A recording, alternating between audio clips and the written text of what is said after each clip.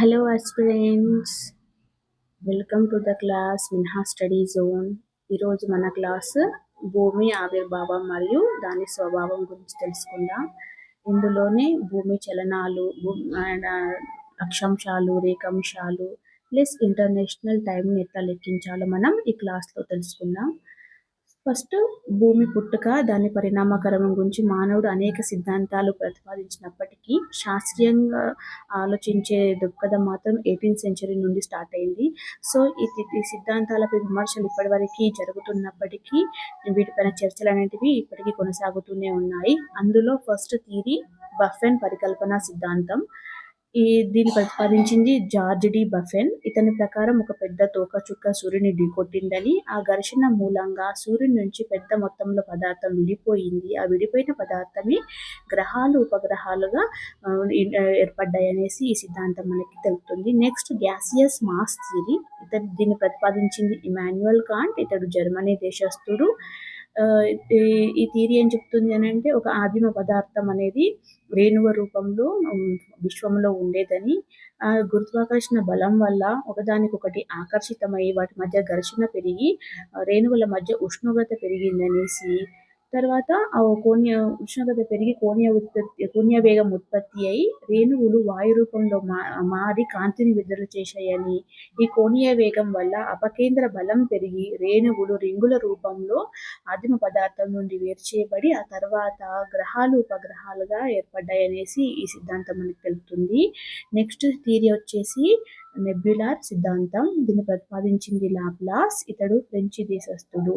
ఇతని ప్రకారం సౌర కుటుంబంలో సౌర వ్యవస్థ గురించి ఇతను ఏం చెప్పాడనంటే, విశ్వంలో నెబ్యులా అనే ఒక పదార్థం ఉండేదని, ఆ పదార్థం వేడిపడి తర్వాత వేడిగా ఉన్న పదార్థం చల్లబడి దాని ఘన పరిమాణం తగ్గి దాని భ్రమణ వేగం పెరిగింది. ఎంతలా అంటే గురుత్వాకర్షణ శక్తి కంటే కూడా ఇది మించిపోవటం వల్ల నెబ్యులా నుంచి రింగుల రూపంలో కొంత పదార్థం విడిపోయి అవి గ్రహాలు, ఉపగ్రహాలుగా ఉండగా మిగిలిన నెబ్యులా పదార్థం మాత్రం సూర్యుడిగా ఉండిపోయింది.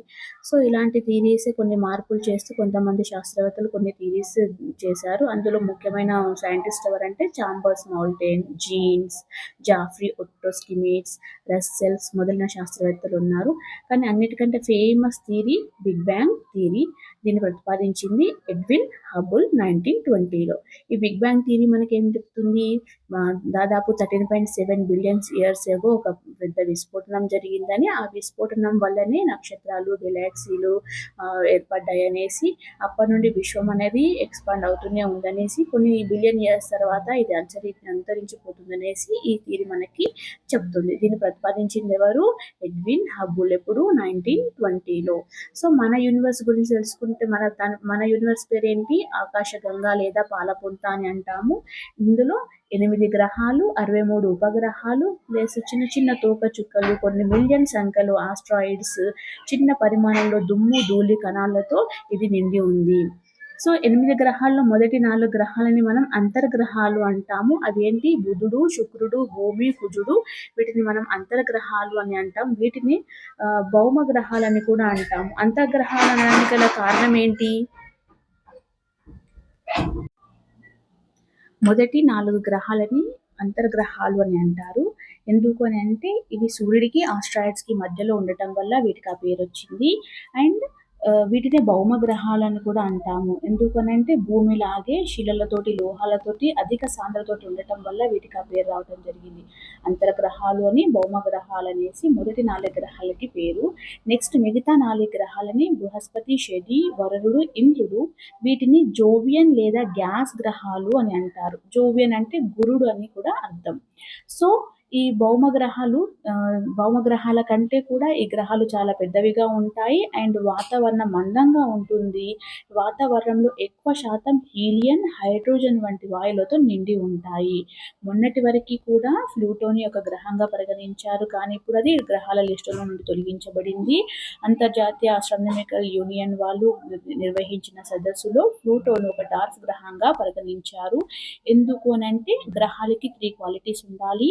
ఒకటి గుండ్రంగా ఉండాలి, గురుత్వాకర్షణ శక్తిని కలిగి ఉండాలి. 2 పాయింట్ వచ్చేసి సూర్యుని చుట్టూ తిరుగుతూ ఉండాలి. 3rd పాయింట్ తను తిరిగే కక్షలో ఏ ఖగోళ వస్తువు అయినా అడ్డొస్తే దాని వేని క్లియర్ చేస్తూ వాటిని తప్పిస్తూ అది సూర్యుని చుట్టూ తిరగాల్సి ఉంటుంది. కానీ మన ప్లూటో మాత్రం తన కక్షలోకి ఏదొచ్చినా కూడా వాటితో పాటే సూర్యుని చుట్టూ ప్రదక్షిణ చేస్తుంది తప్ప దాన్ని తప్పించలేదు. సో ఈ క్వాలిటీ వల్ల దాన్ని డార్క్ గ్రహంగా పరిగణించడం జరిగింది. క్లియర్? నెక్స్ట్ భూమి యొక్క ఆకారం, కొలతలు. సూర్యుని నుండి 3వ గ్రహం భూమి అండ్ సూర్యుని సగటు దూరం ఎంత? 149.6 మిలియన్ కిలోమీటర్స్. దీని ఆకారం ఎట్లా ఉంటుంది? భూమధ్య రేఖ వద్ద ఉబ్బెత్తుగాను, ధృవాల వద్ద కొంచెం నొక్కినట్టుగా ఉంటుంది. ఎందుకు ఉంటుందంటే భూభ్రమణం ఎఫెక్ట్. సో దీని సగటు వ్యాసార్థం 6378.137 కిలోమీటర్స్. చుట్టుకొలత సుమారు 40,000 కిలోమీటర్స్. ఇది ఏ అక్షాంశం యొక్క పొడవు? భూమధ్య రేఖ యొక్క పొడవు 40,000 కిలోమీటర్స్ అనేవి. భూమి ముందు ఎట్లా ఉండేది? నిర్మానుష్యంగా శిలలతోటి పల్చని వాతావరణంతో ఉండేది. కానీ ఇప్పుడు క్వైట్ అపోజిట్, మందమైన వాతావరణం. భూమిపైన శిలావరణమే కాకుండా వాతావరణం అండ్ జీవావరణం కూడా ఆవరించి మనుషులు నివసించే విధంగా అందంగా భూమి అనేది తయారైంది. సో ఆ భూమికి గురించి తెలుసుకుందాం. అలాంటి భూమికి 2 చలనాలు ఉంటాయి. ఒకటి భూభ్రమణం అంటాం, రెండవది భూ పరిభ్రమణం అంటాం. సో భూభ్రమణం ఎట్లా ఉంటుంది అంటే భూమి తన చుట్టూ తాను తిరగటాన్ని భూభ్రమణం అంటాము. ఇది ఒక ఆత్మ ప్రదక్షిణ లాంటిదన్నమాట. సో భూమి తన చుట్టూ తాను తిరుగుతున్నప్పుడు 2 బిందువులు ఉత్తరాన దక్షిణాన స్థిరంగా ఉంటాయి. అండ్ ఉత్తర ధ్రువాన్ని దక్షిణ ధ్రువాన్ని కలుపుతూ గీసిన ఊహా రేఖనే మనం అక్షం అంటాము, యాక్సిస్ అంటాము. సో భూమి తన చుట్టూ తాను తిరగడానికి పట్టే సమయం 23 గంటల 56 నిమిషాల 4 సెకండ్లు. సో అప్రాక్స్గా 24 గంటలు వేసుకుంటాము. దీన్నే మనం సౌర దినం, మెయిన్ సోలార్ డే అని కూడా అంటాము. భూమి తన చుట్టూ తాను ఎట్లా తిరుగుతుంది? అపసవ్య దిశలో తిరుగుతుంది. ఎట్లా? పడమర నుండి తూర్పుకు తిరుగుతుంది, వెస్ట్ టు ఈస్ట్. భూమి గంటకి తిరిగే వేగాన్ని ఎట్లా తెలుసుకుంటాము? భూమధ్య రేఖ పొడవు ఎంత అన్నాను? 40,000 కిలోమీటర్స్. ఆ 40,000 కిలోమీటర్స్ని 24 గంటలతో భాగిస్తే కనుక మీకు భూమి యొక్క వేగం వస్తుంది, గంటకి 700 కిలోమీటర్స్. సో అదే అది భూమధ్య రేఖ వద్ద 1700 కిలోమీటర్లు ఉంటే అక్షాంశం అనేది ధృవాల వైపు పెరుగుతున్న కొద్దీ అక్షాంశాల సైజ్ అనేది తగ్గుతూ ఉంటుంది. సో అక్షాంశాల సైజ్ తగ్గిన కొద్దీ భూమి భ్రమణం కూడా, భూమి వేగం కూడా తగ్గుతూ ఉంటుంది. అదే 60 డిగ్రీల అక్షాంశం దగ్గర భూమి వేగం ఎంత ఉంటుంది? 850 కిలోమీటర్లు గంటకు ఉండగా ధృవాల వద్ద వేగం 0గా ఉంటుంది, శూన్యం, ఎలాంటి చలనం ఉండదు. భూమి భ్రమణం వల్ల ఏర్పడే ఫలితాలు ఏంటి? ఫస్ట్ ఇంపార్టెంట్ ఏంటి? పగలు రాత్రులు ఏర్పడుతూ ఉంటాయి. అండ్ పవనాలు, సముద్ర ప్రవాహ దిశలో మార్పులు కూడా ఈ భూభ్రమణం వల్లనే కలుగుతూ ఉంటాయి. దీన్ని మనం కొరియాలిస్ ప్రభావం అంటాము. ఉత్తరార్ధగోళంలో కుడివైపుకు వీస్తే దక్షిణార్ధగోళంలో ఎడమవైపుకు వీస్తుంది. అండ్ వేరియేషన్స్, ఒకే రోజులో మధ్యాహ్నం, ఉదయం, మధ్యాహ్నం, సాయంత్రం అనే 3 వేరియేషన్స్ కూడా మనకి ఈ భూభ్రమణం వల్లనే కలుగుతూ ఉంటుంది. అండ్ భూభ్రమణం వల్ల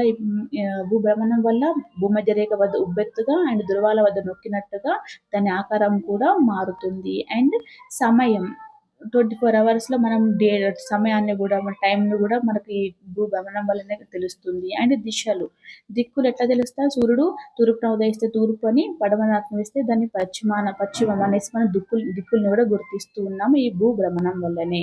అండ్ సూర్యుని కదలికలు, చంద్రుడు, నక్షత్రాల కదలికలు, భూమి భ్రమణం చెందటం వల్ల పశ్చిమం నుండి తూర్పుకు తిరగటం వల్ల మనకి ఏం భ్రమ కలుగుతుంది? సూర్యుడు, చంద్రుడు తూర్పున ఉదయిస్తాడన్న భ్రమ మనకి కలుగుతుంది. అండ్ ఈ భూభ్రమణం లక్షణం వల్లనే భూమికి అయస్కాంత క్షేత్రాన్ని కలిగి ఉంది, గురుత్వాకర్షణ లక్షణాన్ని కలిగి ఉంది. అండ్ అల్ల స్థానంలో మార్పు కూడా మనకి ఈ భూభ్రమణం వల్లనే కలుగుతుంది. నెక్స్ట్ తేదీలలో మార్పు. ఆసియా నుంచి ఒకవేళ ఉత్తర అమెరికాకు మనం వెళ్తే 180 డిగ్రీల రేఖను దాటితే మంగళవారం సోమవారం మంగళవారంగాను మారుతూ ఉంటాయి. సో ఇవన్నీ కూడా భూభ్రమణం వల్ల కలిగే ఫలితాలు. నెక్స్ట్ భూ పరిభ్రమణం. సూర్యుని చుట్టూ దీర్ఘ వృత్తాకార కక్షలో తిరుగుతుంది. పట్టే సమయం ఎంత? 365 1/4 డేస్. ఈ 1/4ని సంవత్సరానికి 6 గంటల చొప్పున 4 సంవత్సరాలకు లెక్కించి 24 గంటలు వచ్చిన 24 గంటల్ని ఫిబ్రవరి నెలలో యాడ్ చేస్తారు. దాన్ని మనం లీఫ్ ఇయర్ అంటాము. లీఫ్ ఇయర్లో మొత్తం 366 రోజులు ఉంటాయి. ఇది అందరికీ తెలుసు.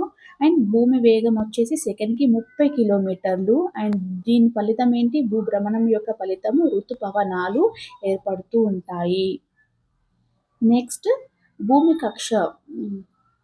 కక్షలో భూమి స్థానాలు. సో భూమి సూర్యుని చుట్టూ దీర్ఘవృత్తాకారంలో తిరుగుతూ ఉన్నప్పుడు కొన్నిసార్లు సూర్యుడికి దగ్గరగాను మరికొన్నిసార్లు సూర్యుడికి దూరంగాను వెళ్తూ ఉంటుంది. భూమి పరిభ్రమణం చెందేటప్పుడు ఎప్పుడూ కూడా తన అక్షం అనేది సూర్యుని వైపు వాలి ఉండే విధంగా తిరుగుతూ ఉంటుందన్నమాట. అది అప్పుడు ఒకసారి దగ్గరగా ఒకసారి దూరంగా వెళ్తున్నప్పుడు దగ్గరగా వెళ్తేనేమో పరిహేలి అంటాము, దూరంగా వెళ్తే అపహేలి అంటాము. అపహేలి సమయంలో 150 మిలియన్ కిలోమీటర్స్ దూరంగా ఉంటాడు. దీని స్థితి ఎప్పుడు ఉంటుంది? జూలై 4లో ఉంటుంది. అండ్ పరిహేలి సమయంలో సూర్యుడికి దూడికి అత్యంత దగ్గర ఎంత ఉంటుంది? 147 మిలియన్ కిలోమీటర్లు. ఈ స్థితి జనవరిలో ఉంటుంది. గ్రీకు భాషలో పెరి అంటే దగ్గర అని, ఎపి అంటే దూరం అని, హేలియన్ అంటే సూర్యుడు అని అర్థం అనమాట. వీటి రెండింటిని ఎట్లా గుర్తుపెట్టుకోవాలి అని అంటే A for away, A for AP. అవి అంటే దూరం అనమాట. సో దూరంగా ఉన్నప్పుడు ఎంత ఉంటుంది దూరం? 152 మిలియన్ కిలోమీటర్స్. ఇట్లా గుర్తుపెట్టుకోండి. నెక్స్ట్ విషవస్తువులు. భూమి ఇప్పుడే చెప్పాను, భూమి తిరిగేటప్పుడు ఎట్లా ఉంటుంది? తన అక్షం అనేది కక్షతలం అనేది సూర్యుని వైపు వంగే విధంగా తిరుగుతూ ఉంటాడు. సో అట్లా కక్షతలం అనేది సూర్యుని వైపు 90 డిగ్రీల వైపు కోణంలో వాలి ఉన్నప్పుడు విషవస్తువులు ఏర్పడుతూ ఉంటాయి. అంటే సూర్యుని కిరణాలు భూమధ్య రేఖపై నిట్ట నిలువుగా పడుతూ ఉంటాయి. అవి ఎప్పుడు? మార్చి 21, సెప్టెంబర్ 23న. ఆ సమయంలో ప్రపంచం అంతటా కూడా 12 గంటల చొప్పున పగలు రాత్రులు సమానంగా ఉంటాయి. నెక్స్ట్ ఆయానాలు. ఉత్తరాయానంతం, దక్షిణాయానంతం. ఇది ఎప్పుడు స్టార్ట్ అవుతుంది? జూన్ 21న ఉత్తరాయానంతం స్టార్ట్ అవుతుంది. కర్కట రేఖపై సూర్యుని కిరణాలు నిట్ట నిలువుగా పడ్డప్పుడు ఉత్తరార్ధగోళంలో పగటి సమయం ఎక్కువగా ఉంటుంది. దాన్ని మనం వేసవి కాలం అంటాము. అదే దక్షిణార్ధగోళంలో అప్పుడు చలికాలం అవుతుంది. దక్షిణాయానంతం ఎప్పుడు? డిసెంబర్ 22. సూర్యకిరణాలు మకర రేఖపై 23.5 డిగ్రీల సౌత్ దానిపై పడినప్పుడు, నిట్ట నిలువుగా పడ్డప్పుడు అక్కడ పగటి సమయం ఎక్కువగా ఉంటుంది. ఉత్తరార్ధగోళంలో చలికాలం అవుతుంది, దక్షిణార్ధగోళంలో ఎండాకాలం ఉంటుంది. అక్షాంశాలు, లాటిట్యూడ్స్ని ఎట్లా? పడమర నుండి తూర్పు గీసిన ఊహారేఖలే మన అక్షాంశాలు. ఒకదానికొకటి సమాంతరంగా ఉంటాయి. మొత్తం 180. భూమధ్య రేఖ కాకుండా మొత్తం అక్షాంశాల సంఖ్య 180. అక్షాంశాల మధ్య దూరం సుమారు 111 కిలోమీటర్స్.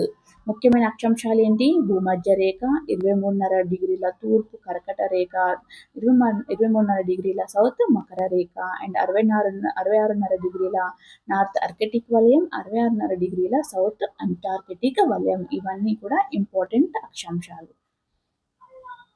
నెక్స్ట్ రేఖాంశాలు, లాంగిట్యూడ్స్. ఇవి ఉత్తరం నుండి దక్షిణ ధృవాలను కలుపుతూ గీసిన అర్ధ వృత్తాలు. వీటిని రేఖాంశాలు అంటాము. మొత్తం సంఖ్య 360. ఇవి ధృవాల వద్ద కలుసుకుంటూ ఉంటాయి.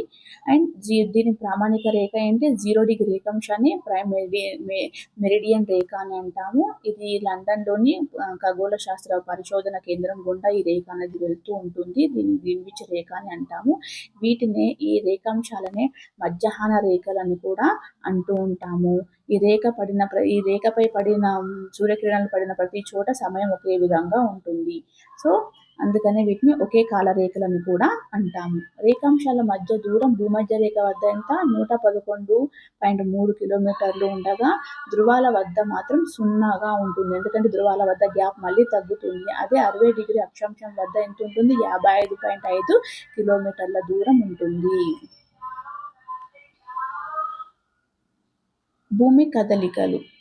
సో టైంని ఎట్లా కౌంట్ చేస్తాము? భూమి తన చుట్టూ తాను తిరగడానికి 360 డిగ్రీలు, 360 రేఖాంశాలు ఉన్నాయి కదా, 360 డిగ్రీలు తిరగడానికి ఎన్ని గంటల సమయం పడుతుంది? 24 గంటల సమయం పడుతుంది. మన భూమిపైన ఎన్ని టైం జోన్స్ ఉన్నాయి? 24 టైం జోన్స్ ఉన్నాయి. 24 కాలమండలాలుగా భూమిని విభజించడం జరిగింది. సో 360 డిగ్రీలు తిరగడానికి 24 గంటల సమయం పడుతుంది.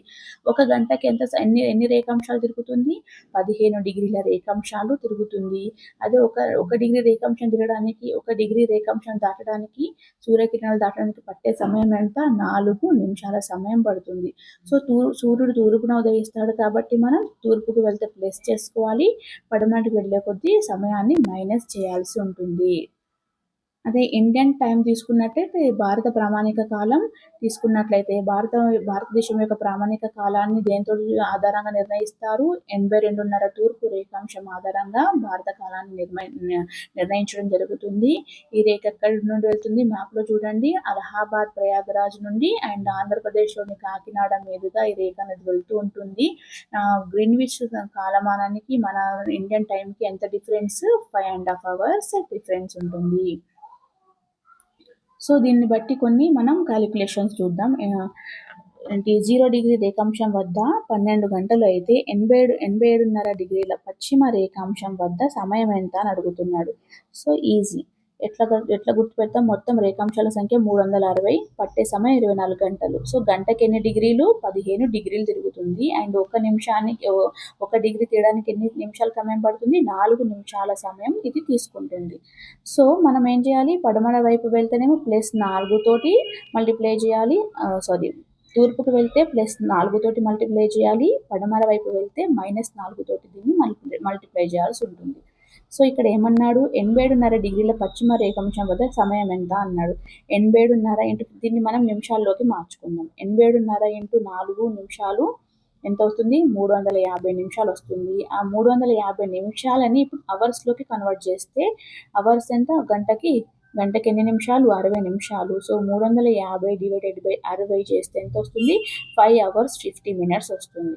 దాన్ని ఏమన్నాడు? పశ్చిమం అన్నాడు. పశ్చిమం అన్నాడు కాబట్టి మనం ఏం చేయాలి? మైనస్ చేయాలి. సో 12 PM నుండి ఈ 5 hours 50 minutesని తీసేస్తే ఎంత వస్తుంది?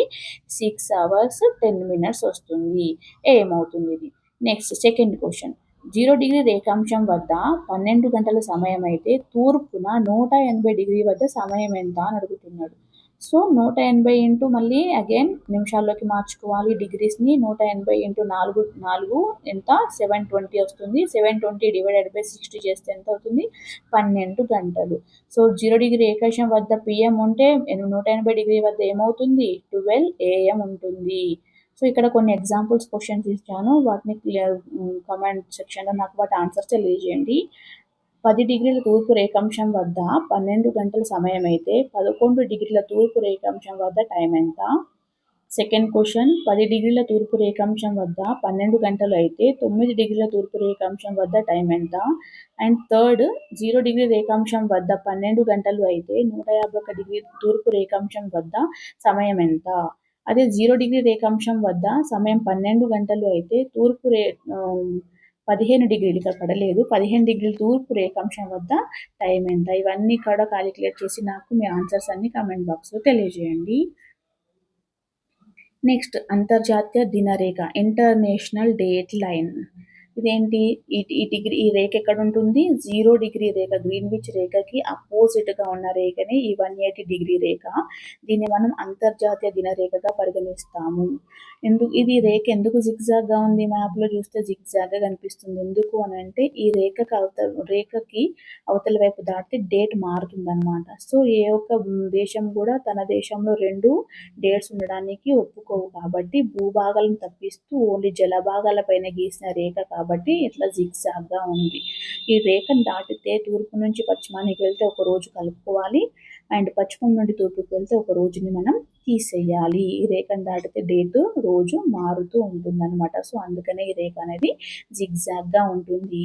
ఇది 0 డిగ్రీ రేఖాంశానికి క్వైట్ అపోజిట్గా ఉన్న రేఖ. ఈ రేఖనేమో మనకు డేట్ని తెలియజేస్తే 0 డిగ్రీ రేఖాంశం ఏం తెలియజేస్తుంది? టైంని తెలియజేస్తుంది.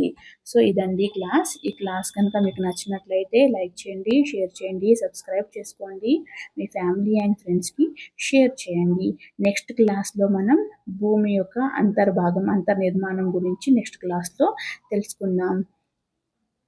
Thank you and subscribe the channel.